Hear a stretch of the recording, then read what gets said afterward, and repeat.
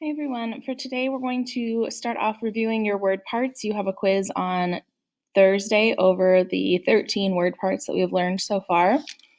So the best way to review for this is going to be to open your Quizlet. So just go to Quizlet.com. Find your word parts unit 1 Quizlet that you have been creating over the past few weeks. Open it up. Obviously, mine only has 3 because I was just doing it as an example for you all, but yours should have at least 13 terms on it, depending on if you separated some of those ones that have the same meaning. And so you should practice. You could either, play the match game, the gravity game, you could just do the flashcards, but go through and practice those words for about 10 minutes just so that you have a reminder of what they are and that you feel prepared to take the quiz on Thursday. The next thing we're going to do for today is complete your journal. Describe a time when something you were hoping for or looking forward to did not turn out the way you had hoped. What had you been wanting and what happened instead? How did you feel afterward? So plenty to write there. You need to write at least 3 sentences with proper capitalization and punctuation to receive credit.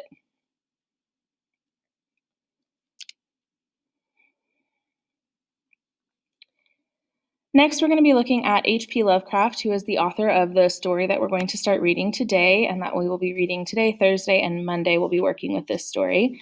And that is H.P. Lovecraft.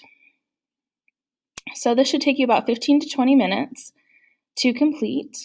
You're going to just look up information about him from sources on the internet. So, use your researching skills to find this information. It should all be pretty readily accessible to you.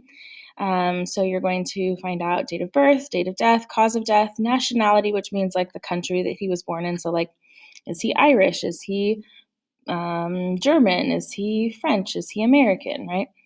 Educational background, so that could include like if he went to college, it could include his college. If he didn't go to college, maybe you want to include that. Title of his breakout work, 2 other important works and their genres, describe his parents and his relationship with them, 3 adjectives to describe Lovecraft's life. So remember that means that, adjectives are describing words. So putting something like, I don't know, he always persevered. That's not a adjective, okay? So make sure that it's adjectives to describe him. And then 2 to describe his works, a personal or professional obstacle that he faced, a meaningful quote, and then 4 other interesting facts. And then you want to answer, in what ways is Lovecraft similar to Poe? So take 15 to 20 minutes to complete that. If you want to pause the video and come back, or you can watch through the video to see what we're doing and then come back and then go through and do all of your work.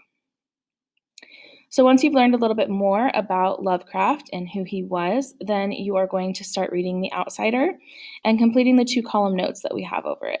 So if you click here on 2-column notes,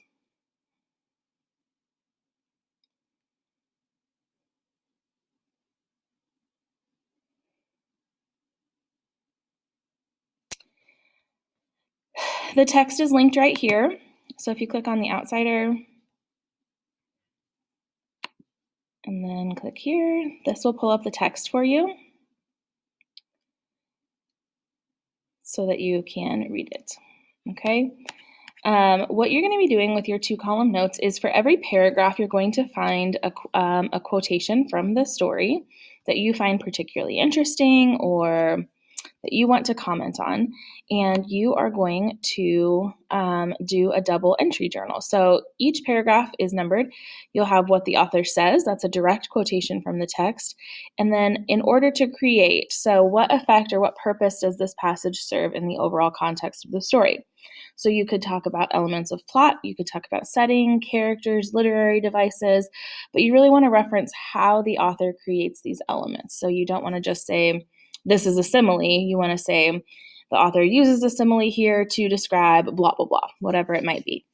So if we look at the first paragraph,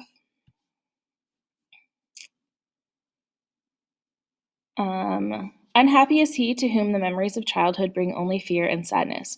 Wretched is he who looks back upon lone hours in vast and dismal chambers with brown hangings and maddening rows of antique books, or upon odd watches in twilight groves of grotesque, gigantic, and vine-encumbered trees that silently wave twisted branches far aloft. Such a lot the gods gave to me, the dazed, the disappointed, the barren, the broken. And yet I am strangely content and clinging desperately to those sere memories when my mind momentarily threatens to reach beyond the other.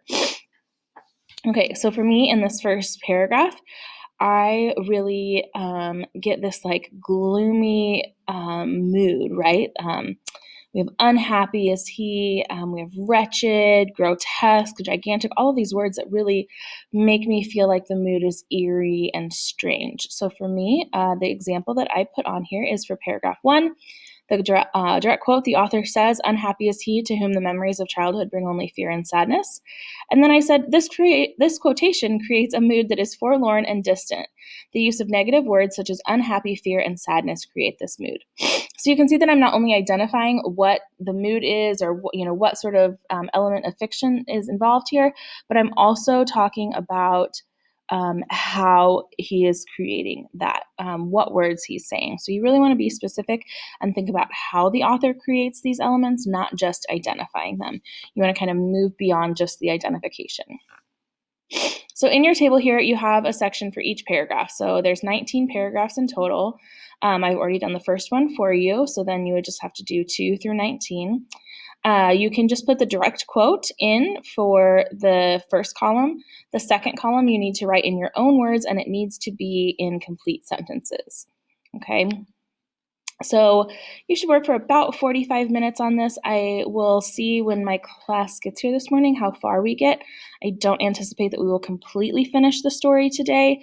So try to maybe get at least like halfway through. And then, feel free to go further if you'd like to. I think it's a really great story. The language is a little bit tough, right? Just like Poe.